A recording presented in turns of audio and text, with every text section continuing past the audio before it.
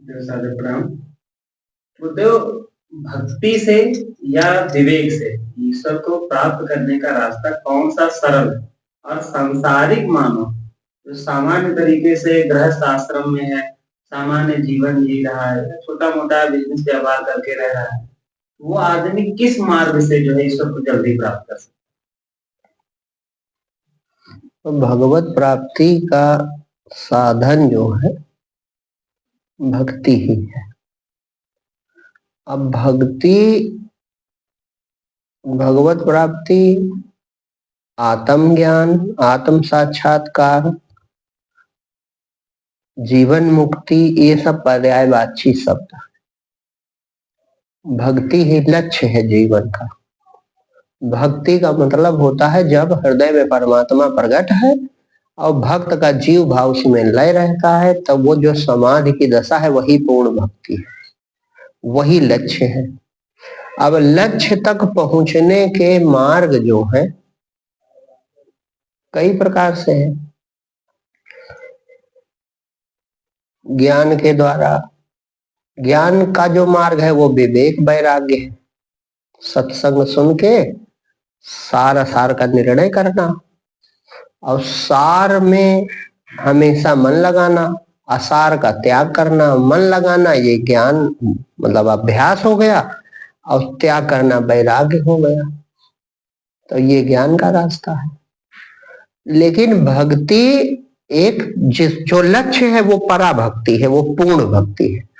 और जो साधन है भक्ति के रूप में वो अपरा भक्ति कही जाती है।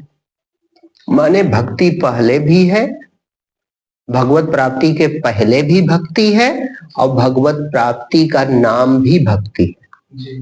तो भगवत प्राप्ति जिनको प्राप्त हो गई, मतलब भगवत प्राप्ति हो गई, ईश्वरीय दशा का अनुभव हो गया, तो वह भक्ति करते नहीं है, वो भक्ति मतलब वो आनंद में दशा का नाम भक्ति है। जहां पर हृदय परमात्मा प्रकट है तो उस दशा का, उस अवस्था का नाम भक्ति है। और चाहे ज्ञान से कोई पहुंचा हो, चाहे कोई प्रेम से पहुंचा हो, चाहे कोई कर्मयोग से पहुंचा हो, लेकिन जब वहां पहुंच गए तो सब भक्ति ही कर रहे हैं, सब भक्त है। ज्ञानी पूर्ण भक्त होता है, पूर्ण भक्त पूर्ण ज्ञानी होता है। अब जो प्रश्न आपका है वो ये है कि एक गृहस्थ आदमी, साधारण सामान्य जीवन जीने वाला, वो सरलता से कैसे प्राप्त करे? तो भक्ति की दशा प्राप्त करने के पहले जो कार्य है वह भी भक्ति ही है, उसको भी भक्ति ही कहा जाता है। उस भक्ति में जो मुख्य तत्व होता है वो होता है प्रेम और श्रद्धा। दो चीजें होती है। भगवान को अपना मानना, उन्हीं पे पूर्ण भरोसा करना, उनको निरंतर याद करना, ये प्रेम है। और परमात्मा है, परमात्मा सर्वत्र है, परमात्मा हमारी पुकार सुनता है, इसमें दृढ़ विश्वास, ये श्रद्धा का गुण है। तो श्रद्धा और प्रेम ये दोनों चीजें भक्ति हैं। तो ये सरल मार्ग इसलिए है कि तुम जहां हो वहीं से शुरू कर सकते हो। तो देखने में तो ये बहुत सरल है, लेकिन सरल किसके लिए है? जिसके हृदय में भगवत प्रेम हो और जिसके हृदय में भगवत श्रद्धा हो, तो उसके लिए बहुत सरल है। लेकिन आपके हृदय मान लो प्रेम है और भगवान में श्रद्धा है, प्रेम है, तो आपके लिए भक्ति बहुत सरल है।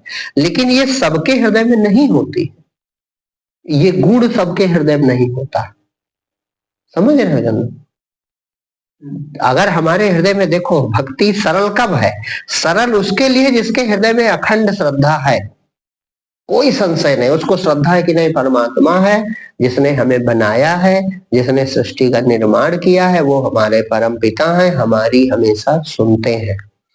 जब हम दीन भाव से उनको पुकारते हैं, जब हम उनसे प्रेम करते हैं, जब हम उनको अपना कष्ट बताते हैं, तो प्रभु हमारी सुनते हैं। उन्होंने सब बहुत भक्तों की सुनी है, वो अनेक भक्तों की कथाएं पढ़ता है और पढ़ करके श्रद्धा करता है। तो श्रद्धा जिसके हृदय में है और प्रेम है, तो भक्ति का मार्ग सर्व सुलभ है और बड़ा सुंदर मार्ग है। लेकिन बात यह है कि सबके हृदय एक जैसे नहीं होते। किसी को श्रद्धा नहीं है, संशय, पता नहीं, वो मानते नहीं कि कोई है कि नहीं, भगवान होता भी है, होता है तो कहाँ होता है, क्या सुनता भी है कि नहीं सुनता है, कि सब अकस्मात बन गया है। तो जिसके हृदय में संशय है, वो बिना सत्संग के, बिना विवेक, सत्संग से विवेक मिलेगा तब उसको प्रेम बनेगा, तब उसकी श्रद्धा बनेगी। तो उनके लिए ये जरूरी है सोचना समझना। और जिनके हृदय में पहले से ही संस्कार बस या पिछले जन्म का प्रभाव, कि उनको पहले से ही भगवान में प्रेम है, भगवान में प्रेम है, भगवान में श्रद्धा है, और जीवन में थोड़ा सा भी संकट आता है तुरंत भगवान को पुकारते हैं। छोटी छोटी बात पर थोड़ी सी समस्या भी आ गई तो तुरंत, अरे प्रभु कहाँ हो, हमारी रक्षा करो, अरे भगवान हमारी सहायता करो।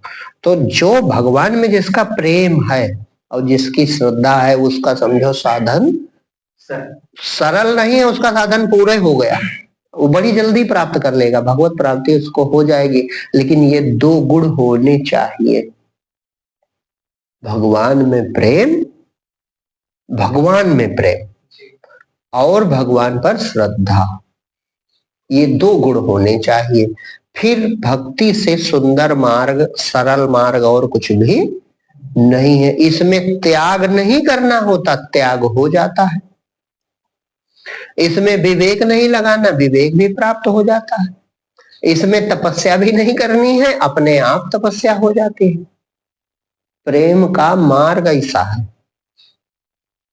भाई। देखो, जिससे हमारा प्रेम होता है, अगर वो दूर है तो मन उससे हटता नहीं, तो ये एकाग्रता हो गई कि नहीं हो गई?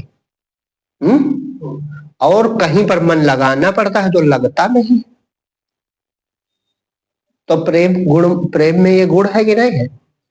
कहीं जैसे तुम ऐसे साधन कर रहे हो और प्रेम नहीं है आपका, तो साधन में मन नहीं लगेगा। लेकिन तुम प्रेम कर रहे हो, तुम साधन कर ही नहीं रहे।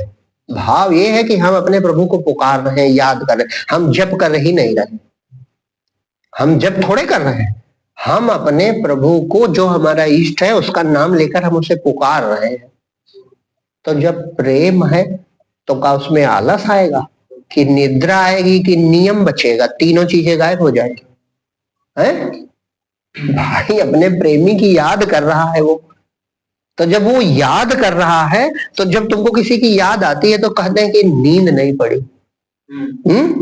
उल्टा होता है, कहते हैं क्या बतावे, इतनी याद आ रही है आज कि हमें नींद नहीं पड़ी।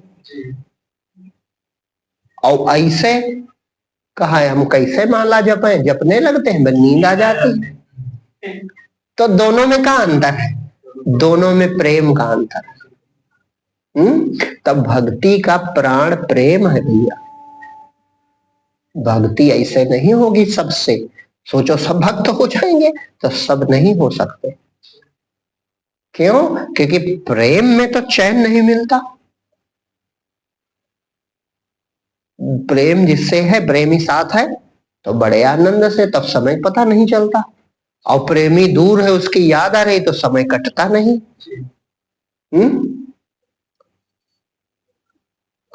तमाम कथाएं ऐसी लिखी, कथा से मतलब है नहीं, आपके जीवन का अनुभव होना चाहिए, कथा में जाने की जरूरत नहीं है ऐसा कि नहीं है? तो प्रेम हुआ नहीं कि तुम में एकाग्रता आ गई कि नहीं आ गई? और जब प्रेमास्पद में हमारा मन लगा है तो का मन विषयों में जाएगा, तो वैराग्य हो गया कि नहीं हो गया?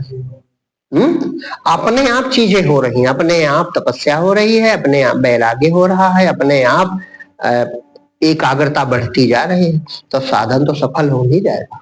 परमात्मा साक्षी है, देख रहा है, एक दिन अपने जीव को अपने में डुबा लेगा कि भैया तुम हमें याद करते हो, हम अब दर्शन दे रहे, मिल गया परमात्मा। तो ये तो बहुत सरल अमृतमय मार्ग है, इसको भक्त को तो याद में भी आनंद है। वो कहता है कि तुम मिलो या ना मिलो, याद बनी रहे, इतनी कृपा करो प्रभु। इसमें भी उसको रस है। अरे हम आप हमारे गुलाम तो हो नहीं कि मिले ही जाओ। तो प्रभु ना मिलो कोई बात नहीं, लेकिन याद करना हमसे नहीं छीन पाओगे, हम आपकी याद करते रहेंगे। तो जो याद कर रहा है उसका जप अजपा है, वो रोए रोए से याद कर रहा है, जिह्वा हिले न दांत, उसको जपने की कोई जरूरत नहीं है, वो असली जप कर रहा है। और जिसके हृदय में प्रेम नहीं है तो माला गिनता है, कितनी माला हुई, 1 हुई कि 2 हुई कि 21 हुई कि 51 हुई, तो उसका चित्त तो गिनती में रखा है। और उसके लिए वो कर्म भार है। एक और बात समझो, उसके लिए वो कर्म भार है, वो तपस्या कर रहा है। और तपस्या कर रहा है तो कुछ थोड़ा बहुत मतलब एकाग्रता प्राप्त कर सकता है, लेकिन प्रेम के अभाव में वो सफल नहीं हो सकता। और जब प्रेम बन जाता है तो जब कहां बचा, जपने जरूरतें कहां बची। का तुम जरूरी बाणी से कहो, जुबान से कहो, जिह्वा से कहो।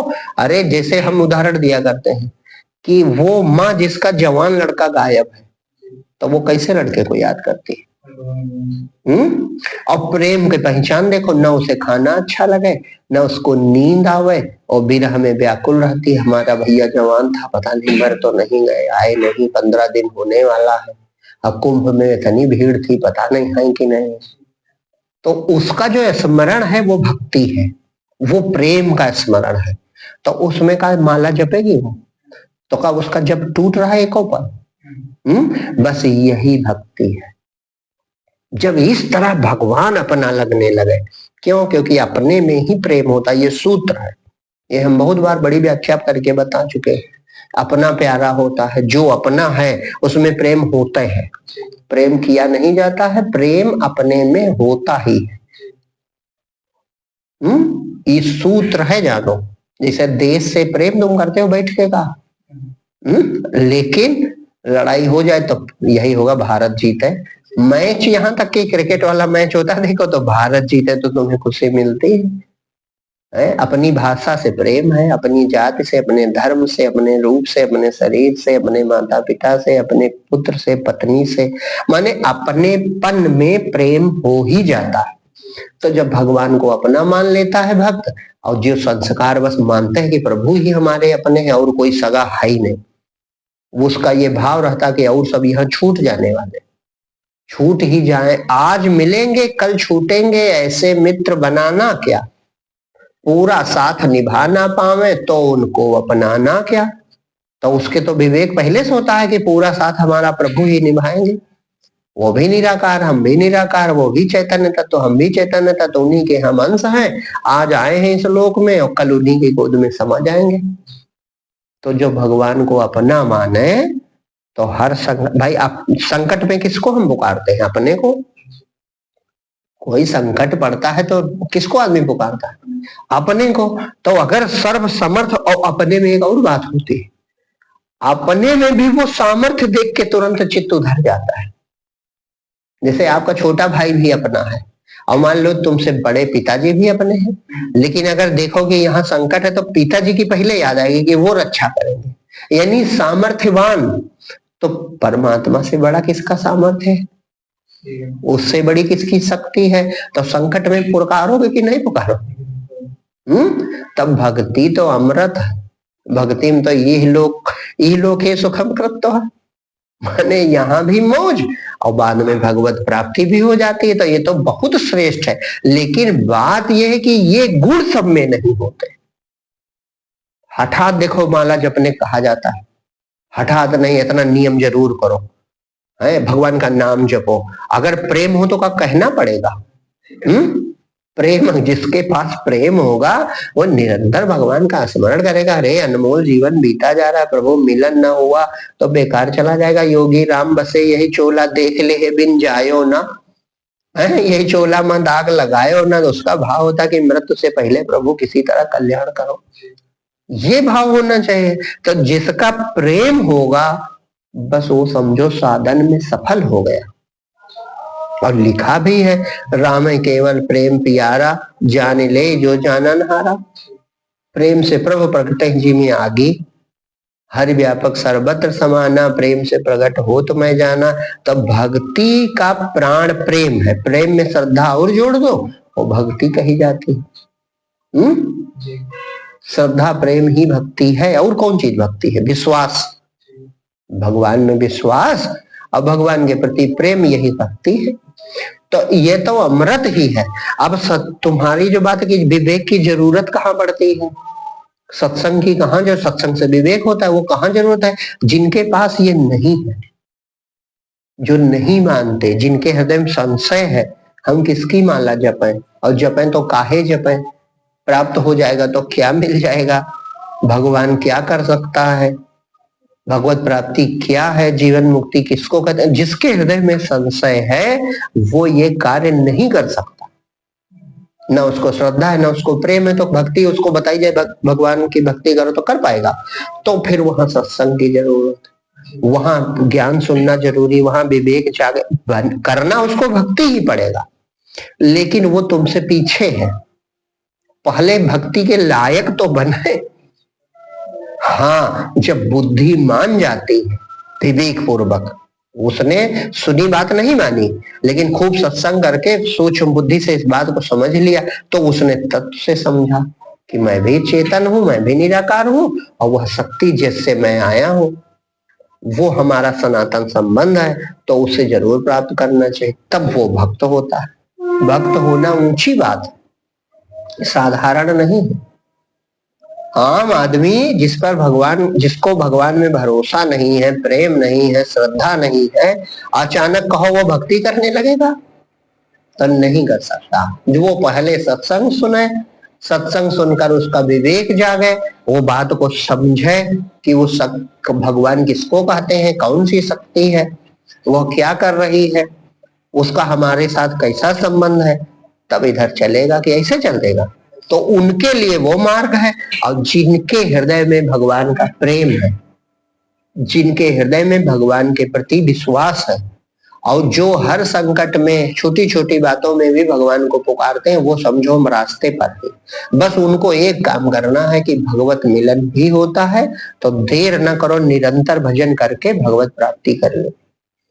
इसमें कोई कठिनाई है ही नहीं, और सब गुण है भक्ति में अपने आप। कोई साधन वो भक्त जानते नहीं है कि साधना किसे कहते हैं, और साधना हो रही है। यहाँ कहा जाता मन एकाग्र करो।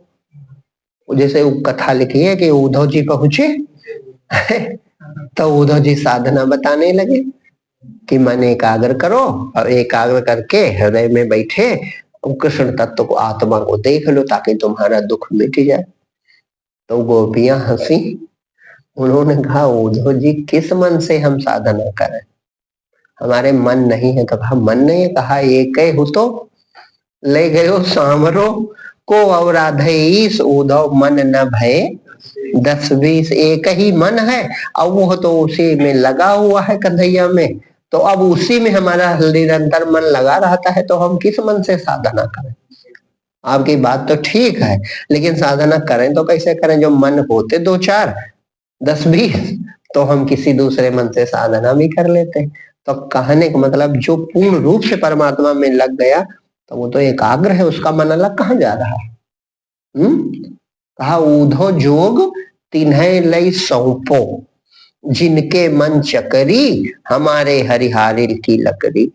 कहा जैसे हारिल पक्षी हमेशा अपने पंजे में एक लकड़ी दबाए रहता है, हारिल चिड़िया एक होती है हमेशा एक लकड़ी अपने पंजे में दबाए रहती है। तो कहा इसी तरह परमात्मा को, हमारे मतलब कृष्ण को हमारे मन ने पकड़ रखा है, वो कभी छोड़ते नहीं है, तो दूसरी चीज कैसे ग्रहण करें।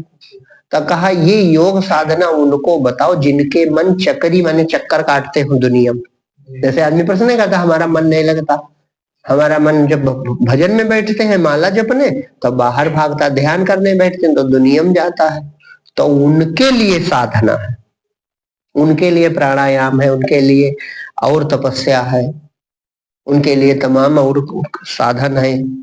लेकिन जिसका मन प्रेम से परमात्मा में लग गया उसको किसी अन्य साधन की कोई जरूरत, उसको किसी साधन जानने की जरूरत नहीं। बस एक ही काम करना, निरंतर भगवत स्मरण करते रहो, तुम जान भी नहीं पाओगे कब सिद्ध हो गए, कब भगवत कृपा हो गई, कब उसने अपने आप के मन को अपने में डुबा लिया, पता ही नहीं चलेगा। इतना सरल मार्ग है, लेकिन यह गुण सब में नहीं पाया जाता।